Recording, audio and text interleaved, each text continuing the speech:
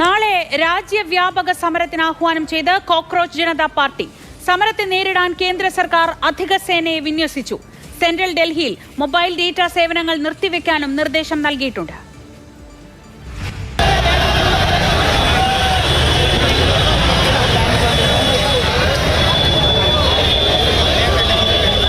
സമരക്കാരും പോലീസും തമ്മിൽ ഇടവിട്ടുള്ള നേരിയ സംഘർഷങ്ങൾക്ക് ഇന്നും ജന്തർ മന്ദർ സാക്ഷ്യം വഹിച്ചു.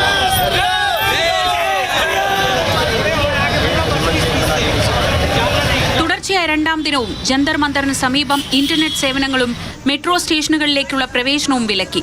സെൻട്രൽ ഡൽഹിയിൽ മൊബൈൽ ഡേറ്റ സേവനങ്ങൾ നിർത്തിവെക്കാൻ ടെലികോം കമ്പനികൾക്ക് കേന്ദ്ര സർക്കാർ നിർദ്ദേശം നൽകിയതായും റിപ്പോർട്ടുകളുണ്ട്. 30 കമ്പനി കേന്ദ്ര സേനയെയാണ് സുരക്ഷയ്ക്കായി സർക്കാർ വിന്യസിച്ചിരിക്കുന്നത്.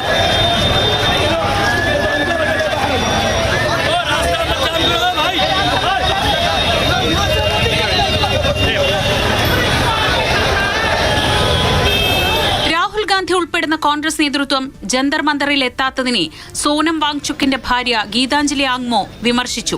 ഇതിനിടെ CJP സമരത്തിന് പരസ്യ പിന്തുണയുമായി ആദ്യമായി ഒരു കോൺഗ്രസ് നേതാവെത്തി, കെ സുധാകരൻ.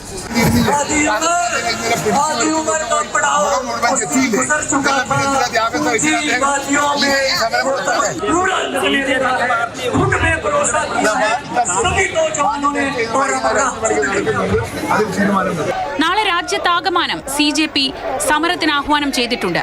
മുഴുവൻ ജില്ലാ ആസ്ഥാനങ്ങളിലും പ്രതിഷേധ കൂട്ടായ്മ സംഘടിപ്പിക്കും. മാതൃഭൂമി ന്യൂസ്, ഡൽഹി.